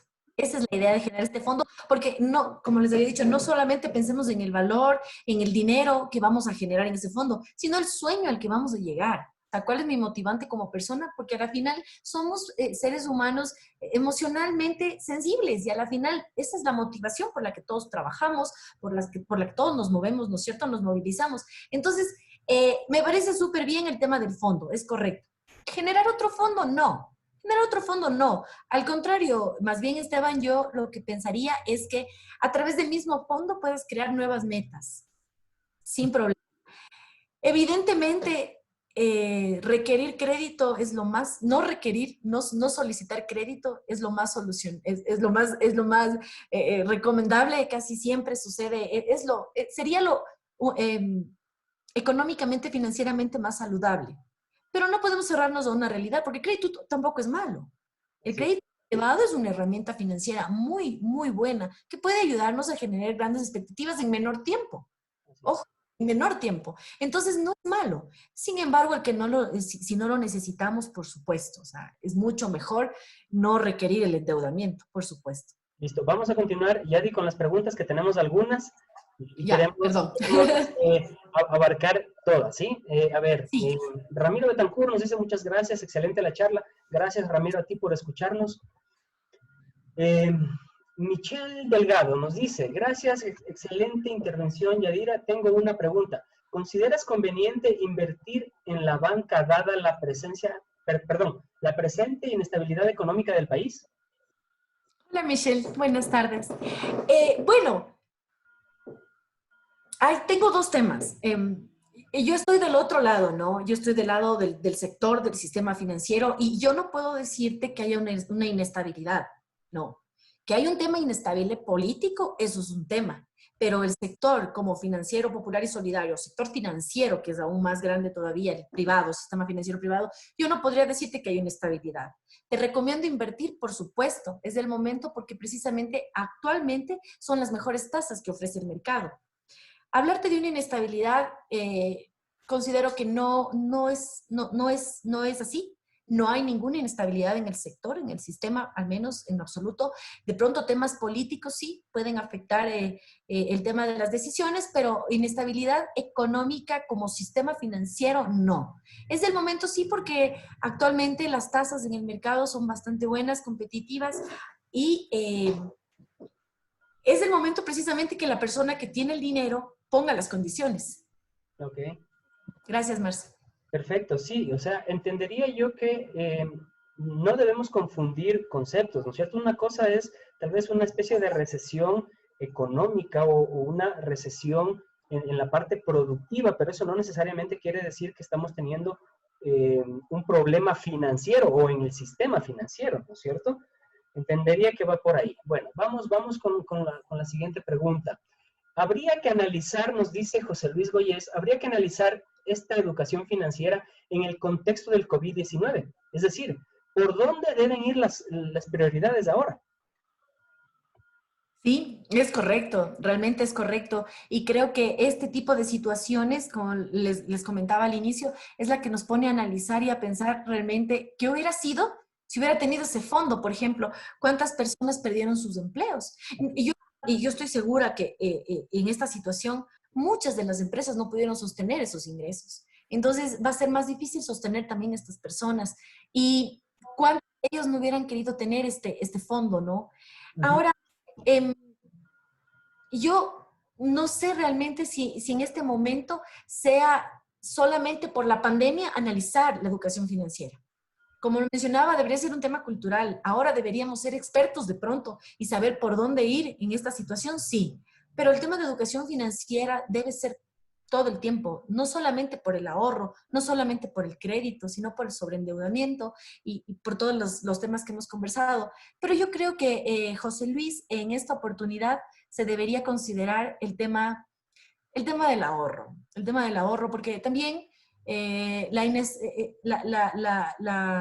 inestabilidad, sí podría decir, en los empleos, en los negocios de las personas, va a generar un poco de problema no cumplir con ciertos requisitos, por ejemplo, para acceder a financiamiento, para acceder a crédito. Entonces, más bien creo que la opción es el crédito, perdón, el ahorro por el momento. Perfecto. Jan Quevedo nos dice, muy clara la charla, Magister Yadira, felicitaciones. Pero en la situación actual, ¿nos puede ayudar? ¿Cómo puedo generar fuentes de ingreso? Los ingresos a través de redes sociales sería una alternativa, pero ¿cómo identificar aquellas que son verdaderas y no son una estafa? No sé si está de Sí, acuerdo conmigo. especial. Jan, ¿no? Gracias, Jan. Buenas tardes. Bueno, bastante especial. Soy muy honesta. No sabría darle cuál sería la fórmula para hoy en día generar ingresos. Eh, es un tema, como lo manifestaba, bastante sensible porque se han dado varias actividades que nunca imaginamos que podíamos ser capaces de venderlas y ahora son parte de nuestro día a día. Eh, el tema de las redes sociales como alternativa, yo creo que ella viene un poco también de cómo la persona identifica esto, si es estafa o no. Creo que es importante, usted tiene que conocer que una propuesta financiera debe venir de una institución financiera formal y es parte también de la corresponsabilidad de nosotros como clientes, como usuarios que tenemos de conocer, de identificar, de saber cuáles son las instituciones que existen, que están en el mercado actualmente, cuáles de ellas están controladas o no, cuáles de ellas pertenecen al sistema financiero privado o a la economía popular y solidaria. Considero que es un poco ya de corresponsabilidad tal vez de cada una de las personas enterarse, conocer. Creo que el aprendizaje, el retroalimentarse de esto para no ser víctimas de esta situación, ¿no? Decirle que hay una fórmula para identificar, estas son, no hay. Realmente creo yo que estas personas realmente malintencionadas se aprovechan justamente del desconocimiento que tenemos. Así es. Entonces, puede ser una ventaja que ellos tienen al respecto. Eso, Marce. Ya, ahora, creería yo también que para acotar algo a Jan Quevedo, tal vez, ¿cómo identificas? Mientras mayor es el riesgo, ¿sí? Mayor es la ganancia que supuestamente se ofrece. Entonces, si es que alguien te ofrece en redes sociales, en el Internet, un interés más alto o mucho más allá del que te paga una entidad financiera controlada por las entidades de control, creería yo que esa es la principal forma en la cual yo debería ya desconfiar, ¿sí? Pero en todo Sí, caso, hay una relación directa. A mayor tasa, mayor rentabilidad. Y esa relación de riesgo es básica. sea, a mayor tasa, mayor rentabilidad y siempre va a haber mayor riesgo. Entonces, quien menos tasa, no con esto quiero decir que evidentemente quien menos tasa le pague está bien. No, no. Tiene que haber una competencia de mercado, pero una competencia leal, ¿no? Una competencia acorde a mercado. Entonces, si, solo como ejemplo, si tengo una persona que me quiere ofrecer pagar una tasa de, ejemplo, tasa del 15%, por exagerar, pero resulta que la tasa de vivienda está al 10%, entonces algo no me cuadra ahí, no voy a captar ese dinero para ganar, para perder 5 puntos en rentabilidad, ¿no? Un poco. Perfecto. Vamos con Andrea Rodríguez. Nos dice, buenas tardes, Sí. excelente explicación. Tengo una consulta. ¿Cómo van a reactivar los créditos luego de esta pandemia para las personas que necesitan reactivar su negocio o economía, tomando en cuenta las nuevas reformas al trabajo que emitió el gobierno y la situación económica del país? Es decir, ¿se darán más créditos que antes o menos créditos que antes de la pandemia? ¿Cuál es su análisis, por favor? Muchas gracias. Andrea Rodríguez. Gracias. Sí, qué interesante, Andrea. Muchas gracias. Y en esto sí tengo que serle muy honesta. En mi criterio personal, este no va a ser un año para crecer. Le voy a ser muy honesta. Este va a ser un año para sostener a las instituciones. Realmente ha sido un tema bastante crítico todo lo que ha sucedido justamente estas reformas, estas políticas generadas por el gobierno no necesariamente van de la mano con la realidad de varias instituciones, porque si bien es cierto, solo como ejemplo, el diferir el número de cuotas en los créditos, sí, es un tema que le ha aliviado al socio 2 meses, 3 meses no pagar sus créditos, pero también resulta que como institución nunca tuvo que dejar de pagar 3 meses gastos, o nunca tuvo que dejar de pagar 3 meses sueldos, o esos 3 meses dejó de pagar intereses a sus inversionistas. Entonces no tiene armonía entre solamente le quito los ingresos, pero siga pagando sus gastos.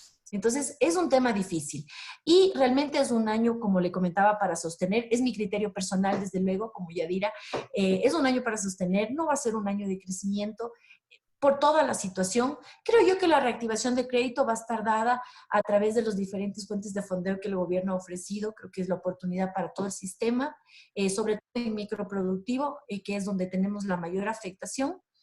Y creo que los tiempos malos no van a durar siempre. Eso sí, considero. Sí, en algún momento terminará esta pandemia y yo pensaría que podríamos iniciar una actividad normal de pronto el próximo año. Perfecto. Roberto nos dice, muy interesante el Excel sugerido, por favor compartirlo, gracias. Estimado Roberto y estimados asistentes, les ruego a las personas que estén interesadas en toda la información enviarnos un correo. Recuerden que el chat de aquí, una vez cerrada la videoconferencia, se borran y necesitamos que las personas que están interesadas, por favor, nos escriban a info@bastidasarquitectos.com solicitando esta información y con todo gusto se las haremos llegar. Ok, Gabriela Jarrín nos dice, muy buena charla, muy instructiva y clara para entenderlo fácilmente. Gracias, Perdón, Gabriela. hay una de Fausto, perdón, Marce, creo que nos saltamos a Sí, Fausto. perdóname, tienes toda la razón. Saludos cordiales, Fausto, perdóname la vida. Saludos cordiales. Según su experiencia, ¿en qué sistema es más conveniente realizar un crédito? ¿En cooperativas o en el sistema bancario tradicional? ¿Y cuáles son las diferencias entre ellos? Mira, es tu tema ya. Bueno, más que mi tema, ahí hay un tema. A ver, no hay un sistema más conveniente o menos conveniente, porque como le comentaba Fausto hace un momento, la normativa es prácticamente la misma, tanto para bancos como para cooperativas. En cuanto a tasas, por ejemplo, usted tiene exactamente las mismas emitidas por el Banco Central para cumplimiento del sistema financiero privado y popular y solidario. Yo, como Yadira, le recomendaría evidentemente las cooperativas de ahorro y crédito. Por un tema, de pronto mi especialidad me ha dado la oportunidad de conocer un poco el manejo de filosofía, conocer un poco el tema electoral, el tema de gobernabilidad, que son partes importantes en una institución donde uno tiene su dinero. La diferencia entre el sistema bancario y el sistema cooperativo, ya lo había comentado antes, pues el sistema financiero privado, banco, al ser bancos, es únicamente una sociedad de capitales. Aquí es 5 personas, se reunieron, pusieron el dinero y empezaron a prestar y a captar recursos. Eso es el banco. Las cooperativas de ahorro y crédito no. La cooperativa tiene una filosofía de una sociedad de personas, en donde un grupo de personas, nos reunimos para poder satisfacer una necesidad de propiedad conjunta del equipo. Y entre todos poder llegar y satisfacer la necesidad de tal persona. La persona que venga, si hoy estamos 10, mañana ya no somos 10, mañana somos 11. ¿Sí? Entonces, mañana vienen 2 más, seremos 13 y vamos avanzando, ¿no? Entonces, esa es la diferencia. El cooperativismo en sí tiene valores, tiene principios, tiene historia desde hace muchísimos años. Eso es lo que las organizaciones también hoy en día les ha permitido crecer y en cuanto a participación. Esa es la diferencia, Fausto, entre un banco y una cooperativa. A pesar de que los dos realizan intermediación financiera, la una es sociedad de capitales y la otra es una sociedad de personas. Pero en cuanto a normativa, es exactamente igual. Perfecto. A ver, como te decía Gabriela, ya, muy buena charla, muy instructiva, clara para entenderlo fácilmente, a tal punto que me han motivado a hacer mi pago inmediato. La charla. Gracias, Gabriela. Marcelo nos dice, cuando se requirió otro crédito, pasados los 10 años, no aprobaron, aunque ofrecía garantía de una propiedad. Esto está un poco desfasada, la repregunta de Marcelo. Sí, es del tema del reporte. Aquí, Marcelo, como le comentaba, es un tema de política institucional. Es un tema de política institucional. Esto no está escrito en ninguna norma de que le obligue sí o no a entregarle crédito. No, o sea, es un tema de política. La institución a la que usted se acercó no asumió un riesgo con su historial. Así es. Perfecto. Eso es. Vamos con Wilson. Nos dice, ¿hay alguna forma de ver mi historial crediticio? Gracias, Wilson. Buenas tardes. Sí, claro, desde luego. Primero es importante que usted sepa que para poder solicitar su historial, cualquier institución financiera le va a hacer firmar una autorización de revisión de buró. Entonces, porque es una información suya, personal, por un tema de sigilo, que solo usted puede conocerlo. Entonces, hay una responsabilidad civil ahí y penal incluso de la persona que administra esto al revisarlo. Usted puede solicitarlo en cualquier institución, usted puede solicitar, necesito ver mi historial de crédito, le van a hacer firmar una revisión, una autorización, perdón, para la revisión, puede hacerlo, ¿sí? Sin problema.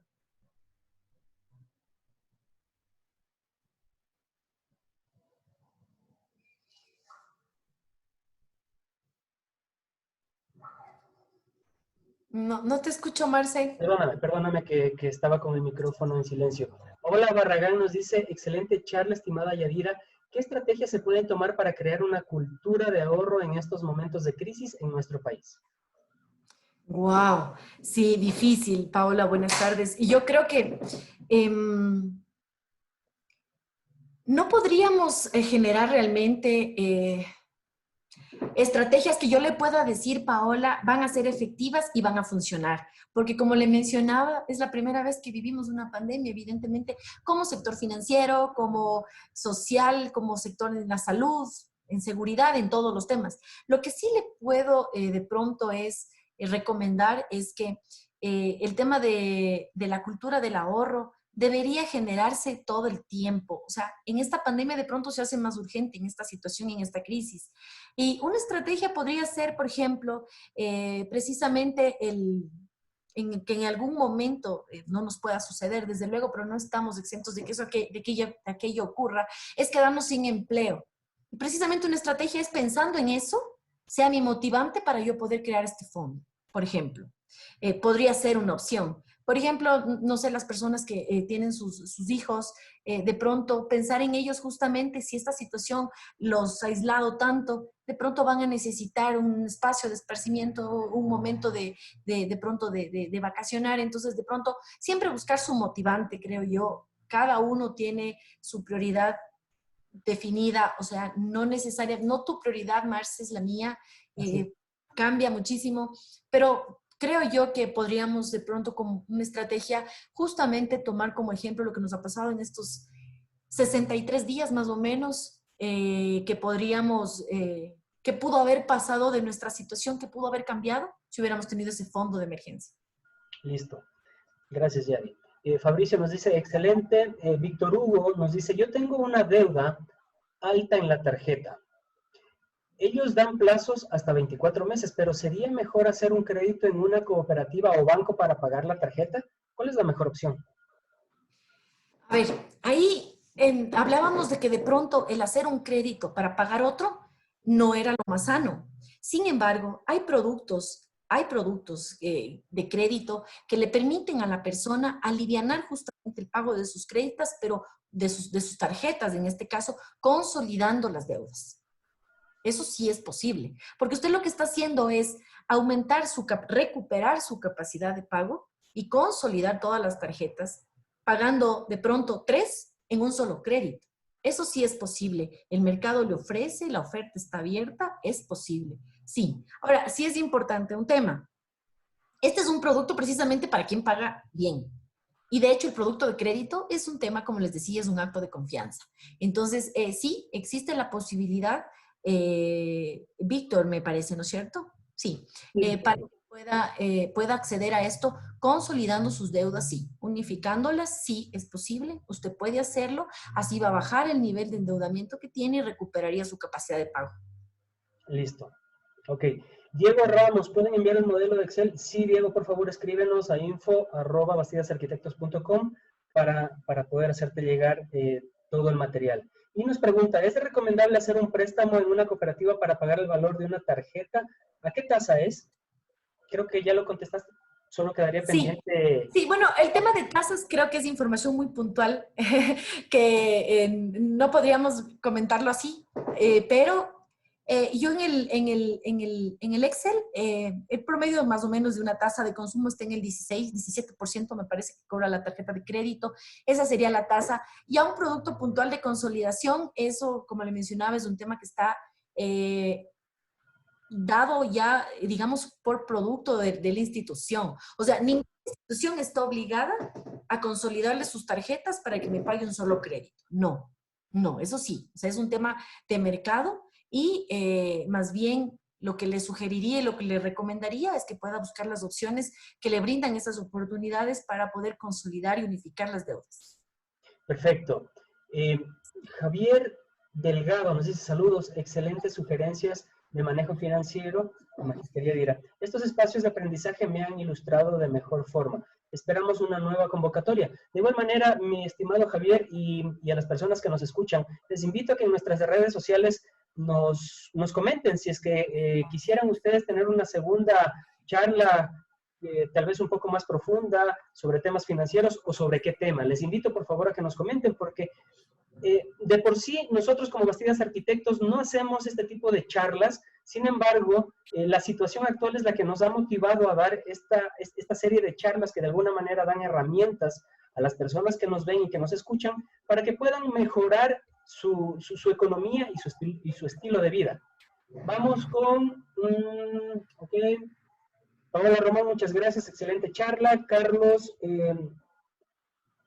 Gualabici nos dice, hola, buenas tardes. Mi pregunta es, ¿cómo acceder a crédito de salvataje si tiene una pequeña empresa? Si se tiene una pequeña empresa, perdón. Bueno, actualmente entiendo la situación para nuevos créditos. Está algo complicado, evidentemente, por un tema de riesgo, ¿no? Porque el dinero no es de la institución, sencillamente, ¿no? Sino que hay que responder a los socios. Entonces, realmente difícil, Carlos, que se pueda acceder a crédito en estos momentos por la situación actual, más aún si es un tema emergente. No podría acceder por ahora. Entiendo. No conozco el sistema financiero privado, pero de lo que conozco sí hay algunas organizaciones que por el momento no se está concediendo justamente hasta poder estabilizar la actividad comercial para poder ofertar, ¿no? Por ahora creo que no sería posible. Correcto. Listo. Fausto Orbe nos dice, complementando mi pregunta, si la normativa entre bancos y cooperativas es la misma, ¿por qué las cooperativas requieren un encaje para otorgar un crédito? Bueno, Fausto, ese sí es un tema de normativa patrimonial. Yo me refería en cuanto a normativa de control, ¿no? O sea, no podríamos decir que una cooperativa tiene menos control que un banco, no, o sea, Dependiendo del segmento, desde luego hay particularidades. Sin embargo, el tema del encaje es un tema de solvencia patrimonial que está dispuesto, pero le comento que no todas las cooperativas tienen encaje. Entonces, no es tan obligatorio hacerlo, depende muchísimo de la solvencia patrimonial de la cooperativa. Hay algunas organizaciones que para entregarle el crédito no le solicitan encaje. Ya, perfecto. Eh, a ver, Víctor Hugo, excelente charla, muchas gracias. Gracias a ti, Víctor Hugo, por escucharnos. Porfa, la info. Bueno, por favor, ya les había puesto el correo para que soliciten la información. Ale, sí, absolutamente, muy útil, perfecto. Diego Ramos, por favor, ¿pueden enviar el correo? Sí, Diego, hemos puesto en el chat la dirección de correo a la que deben pedir la información. Ale, muchas gracias. Paola Barragán, muchas gracias. Excelente análisis de la situación. Carlos dice, muchas gracias por la información. Saludos. José Luis Boyes dice, muy útil. Ojalá sea posible presentación y tabla. Muy amables. Excelente, gracias. Así es, José Luis. Por favor, escríbenos a info@bastidasarquitectos.com y te enviaremos la información. Javier Torres, importante información compartida. Muchas gracias. Gracias a ti, Javier. Noemí Moreira, excelente y apropiada información. Por favor, más charlas de este tipo. Gracias a ti, Noemí. Por favor, escríbenos en nuestras redes sociales. Sugieran temas que estamos nosotros abiertos a cualquier tipo de sugerencia para ayudarles. Ese es nuestro objetivo. Marcelo, muy clara la charla. Felicitaciones. Fabián Valencia, favor, ¿cuánto tiempo tarda en salir de la central de riesgos luego de pagar la deuda? Creo que esa es la última pregunta, Yadi, porque ya se nos acaba el tiempo. De acuerdo. Perdóname, ¿me recuerdas el nombre? Me perdí. Fabián Valencia nos dice, por favor, ¿cuánto tarda en salir de la central de riesgos luego de pagar la deuda? Javier, ¿me decías? Fabián Valencia. Fabián, buenas tardes, gracias. Le comento que eso es un tema como lo había mencionado, no existe, o sea, no se llama central de riesgos, se llama buró de crédito, que es un registro en donde todos estamos reportados. Al usted cancelar el crédito, usted va a tener este histórico por normativa, no sé si, no conozco si ha cambiado, pero usted va a tener este registro, por así decirlo, por 6 años. Usted va a aparecer con su crédito al día. Usted va a aparecer de pronto no tiene deuda. Se me ocurre, Marcelo Román no tiene deuda. Deudas en el sistema, 0. Sin embargo, tuvo una, yo qué sé, un tema, un castigo de cartera, digamos que es la instancia más alta, en el año 2018. Sucede que Marcelo ya no tiene deuda y ese registro le va a seguir apareciendo. Todo depende de la institución que quiera entregarle crédito. Si usted va, hay instituciones que usted va hoy y le dice, yo acabé de pagar ahorita, perfecto, tráigame el certificado que no debe y yo le doy crédito. Como hay instituciones que le dicen, vea, yo con clientes que han tenido cartera castigada, de ejemplo, y yo no puedo trabajar, no le puedo dar crédito. Entonces, todo está en función del nivel del apetito de riesgo que vaya a tomar la institución. No hay una norma que a mí me diga como institución, usted tiene que darle crédito a la persona en tal tiempo, o que el reporte, el buró, le diga, a usted le voy a eliminar en tal tiempo. No funciona así. Este registro le va a seguir apareciendo. Incluso las líneas telefónicas, estimados participantes, las líneas telefónicas que tenemos contratadas a nuestro nombre están reportadas. Y si usted se atrasa en el pago de su línea, también va a ser reportado, porque también es un acto de confianza, todo lo que tenga que ver con crédito. Y es importante que usted conozca, porque por lo general nos ha pasado, ¿no? Por $10 dice en Movistar, ¿cómo puede ser posible? Y uno nunca se enteró porque tampoco le gestionaron. He ahí la importancia de saber que se canceló y que se cubrió la totalidad. Entonces, en ese caso, yo más bien lo que le recomendaría, igual que a Marcelo, es intente realizar una operación de crédito de pronto en una casa comercial. El crédito se arregla con crédito. Si usted, no porque terminó o tuvo algún inconveniente, alguna calamidad hace 3 años, hace 1 año, significa que usted va a quedar marcado para siempre. No, las calamidades existen y todos estamos expuestos a eso. Lo que le sugeriría es que usted pueda hacer un crédito, en este caso, de pronto una casa comercial que le pueda acceder, porque yo entendería que el sistema con esta situación no le va a ayudar, pero sí una casa comercial que usted va a generar un nuevo puntaje.